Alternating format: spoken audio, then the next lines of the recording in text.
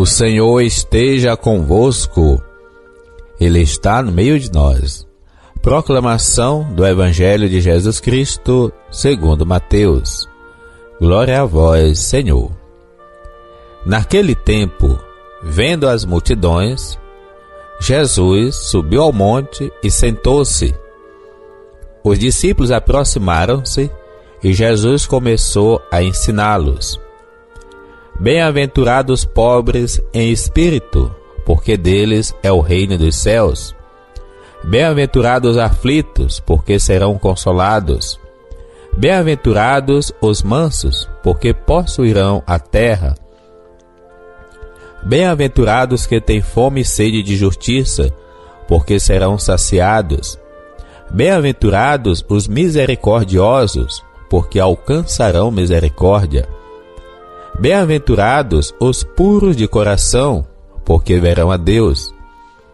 Bem-aventurados os que promovem a paz, porque serão chamados filhos de Deus. Bem-aventurados os que são perseguidos por causa da justiça, porque deles é o reino dos céus.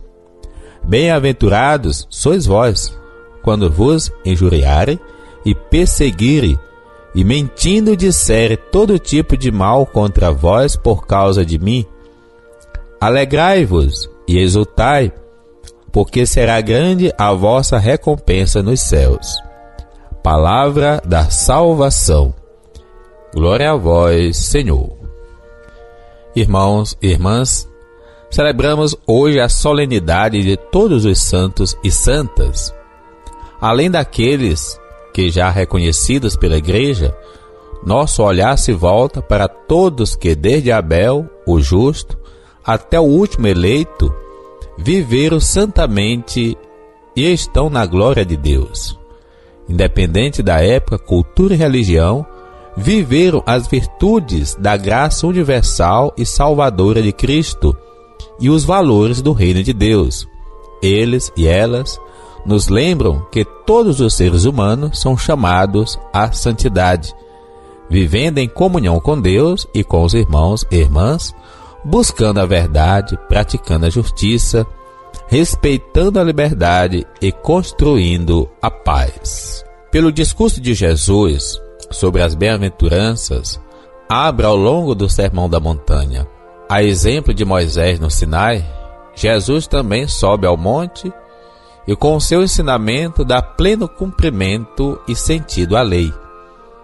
O discurso das bem-aventuranças não é simplesmente uma bela poesia, é um projeto de vida de Jesus e também para quem quer segui-lo. A mensagem do Evangelho, mesmo na perseguição, não pode nunca deixar de ser uma proposta de felicidade para os seus seguidores. Jesus subiu à montanha. As montanhas na Bíblia eram vistas como lugares privilegiados do encontro com Deus. Podemos enumerar 7 montanhas em momentos importantes e cruciais na vida de Jesus. O Monte da Tentação, Mateus 4:8. A Montanha da Instituição dos 12, Marcos 3:13. O Monte das Bem-aventuranças, Mateus 5:1. A Transfiguração, no Monte Tabor, Mateus 17:1. Da agonia ao Monte das Oliveiras, 26:30.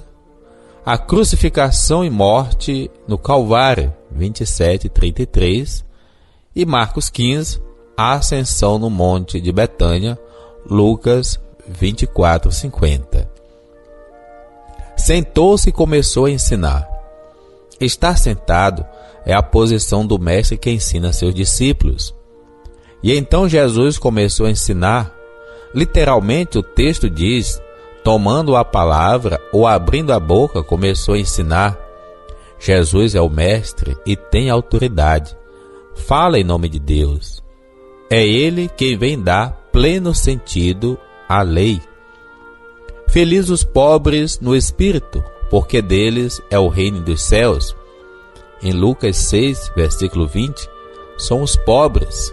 Em Mateus, não somente os pobres materiais, mas também que não fazem dos bens materiais ou da sua condição um motivo de orgulho, mas todos os humildes e que se colocam a serviço do reino do Evangelho. Para a mentalidade semítica judaica, ou no espírito, significa totalidade do ser. Não confundir pobres de espírito. Notar que a recompensa já é dada no presente. Deles é o reino dos céus, como lá na 8ª bem-aventurança. As demais têm a sua recompensa no futuro. Felizes os que choram, porque serão consolados. O pranto deve se transformar em alegria. Para isso, é preciso curar as feridas que fazem chorar. A boa notícia do reino é também o fim do antirreino.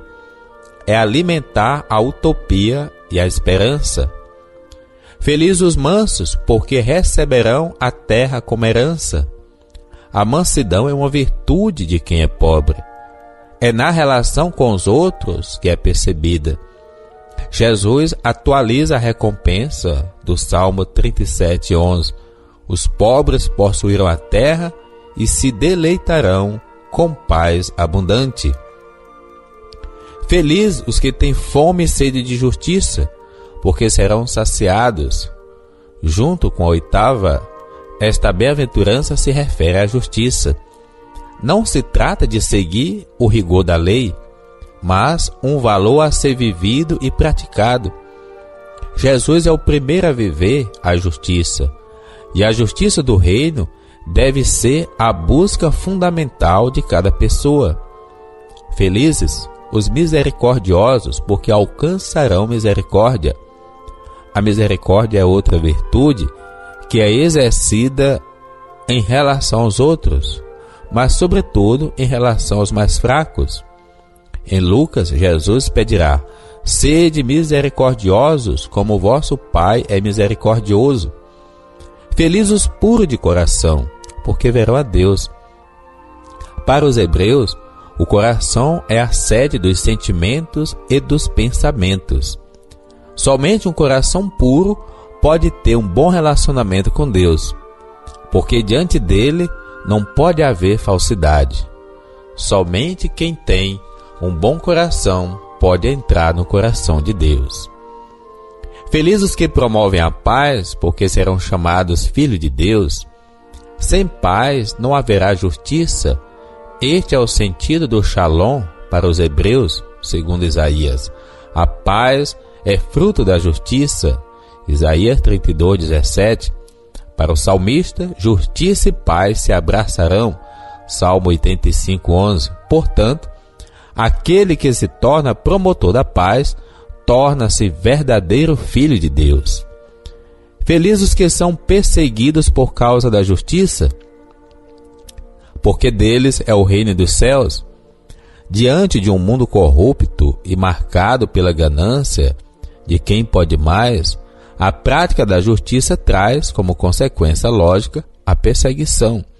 Os ímpios e injustos não suportam os justos, por isso buscarão sempre eliminá-lo. Mas, uma vez, o prêmio já é neste mundo. Deles é o reino dos céus. Felizes sois vós, quando vos injuriarem e perseguirem, e mentindo disserem todo mal contra vós por causa de mim.